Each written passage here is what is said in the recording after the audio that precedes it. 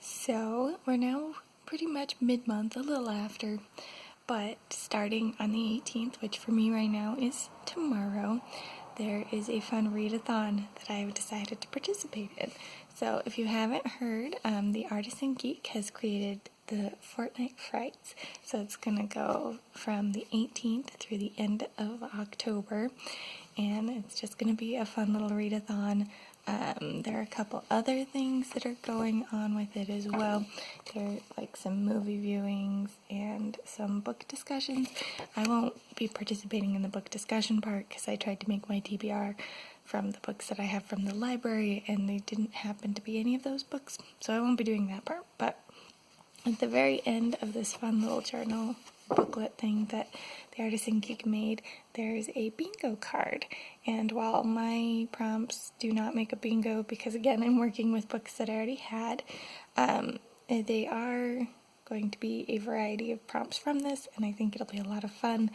And several of my books will count for multiple of these prompts from the bingo, and I'm really excited about that because one of the other challenges that she put into this was to read a book that qualifies for 2 bingo slots. So I'm going to have multiples that do that, or should do that, depending on how some of the books turn out, since obviously having not read them, I don't know if they'll completely qualify or not, but I'm hopeful. So let's get started into what I've got. So the first prompt that I'm going to read a book for is that it's a book with an undead character. Now, I can't guarantee that this book is going to qualify because I haven't read it, and a lot of the time with ones like this, they turn out to be fake ghosts and stuff, but I have picked up Seances Are for Suckers from the library. It's a mystery book, and they'll be investigating ghosts and things and doing seances, so I don't know if there's a guarantee that there will be undead characters, but from the books that I had right now, it was the best bet that there was going to be undead characters, so I went with this one, and I'm excited to read it, even if it doesn't turn out that way, but it will be a little sad if it doesn't fulfill the prompt, because then I have one less thing that fulfilled the prompt, but we'll see. Hopefully there will be undead characters and it'll fulfill the prompt, but it won't be a waste to read either way, I don't think, because it sounds like a fun mystery, so still hopeful and good in that sense. Next, I'm going to be reading a book by a Latinx author, and for that, I've got All These Monsters, which you've probably seen me talk about in a couple TBR videos and stuff at this point, but this one I'm excited for. I have started it a little bit prior to this. It's kind of a futuristic sci-fi. It's got a little bit of like that Edge of Tomorrow movie vibe with the monsters in it.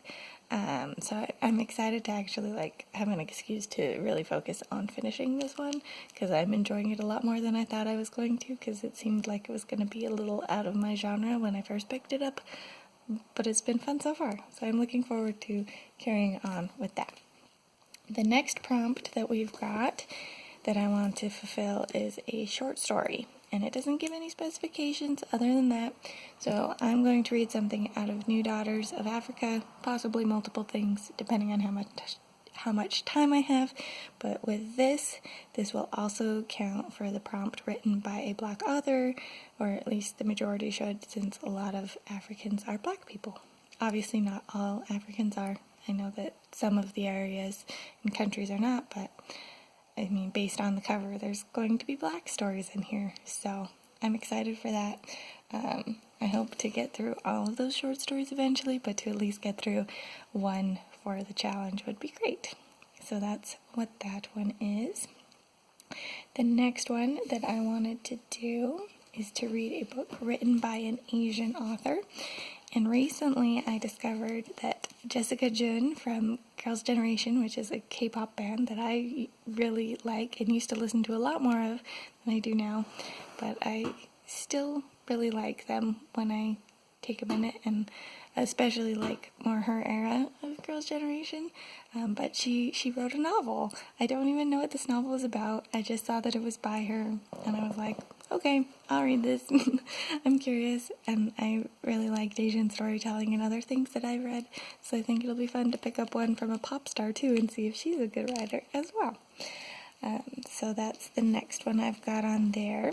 Then the next one I've got is a translated piece, which also technically counts as an Asian author piece, and Shine might also as well. I didn't actually look if that one's translated, but this one for sure is. I looked at it, and this is If Cats Disappeared from the World by Genki Kawamura.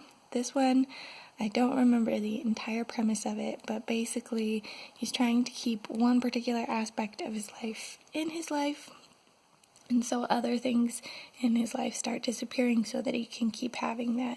And so cats will disappear, things like chocolate disappear, I think. So, just various random things. Sounds like a cool, philosophical kind of story. So I'm excited for this one. And it's also a short read, so that'll be nice to make sure I have at least a few things that are a little small. It is a 2-week readathon, so hopefully I can just finish this whole list. But with how I've been reading lately, who knows? And then the next one that I've got on the list is a horror comic, and then it'll also qualify for the book with a green cover prompt, and that's going to be Kerry and the Night of the Forest.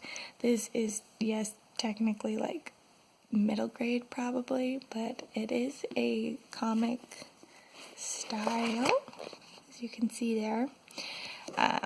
And the book cover is very green, so I'm excited for it. And maybe it won't be the spooky story because it is more for kids, but look at that cover. It's got a spooky monster on it. It totally counts as a horror comic. And again, it should be a pretty fast read. It is a little bit thicker of a book, but since it's just pictures mostly, I'm sure I'll get through it pretty quickly because I usually do with ones like that. So that's part of why I wanted one of these on the list too, because I was like, then I for sure have a couple that are really short and that I can hopefully just really enjoy getting through. So I'm happy for that. And then the very last book that I have on my list is going to qualify for a piece of dark fantasy, I think. Having not read it again, I'm not entirely positive, but I was also hoping, based on kind of the premise that I'd heard for it, that it was going to count as a book written by an Indigenous author, but when I actually looked up this author, they're not an Indigenous person, because I thought it was going to be a Native American story, but they're actually a Black author. So I have yet another Black author to read by, but that's not a bad thing either. We like diversity, and I was trying to get diversity and didn't quite hit it, and that's okay too, because it'll be a lot of Black authors, but I like Black authors so far from what I've read too, so I don't mind that. But anyways, the final book I've got on my list is Trail of Lightning, and this one is gonna have supernatural things. It talks about a climate apocalypse on the back of the book. It's kind of a small town story, so I'm curious. It should be fun. I'm hoping it'll be fun. But yeah, if you happen to be participating in the Fornight Frights as well, let me know. I'm thinking I might, at least as I finish books throughout the Fornight Frights, do little reading vlogs about the books. Or at least reading updates, I guess, more than vlogs about books that I finished throughout it. But if you happen to be doing any and have a TBR of your own that you want to list down below, feel free to do so. I'd be curious to see what other people are reading for it. And yeah, I think that's all I've got for now. This is the Uma Harper signing out.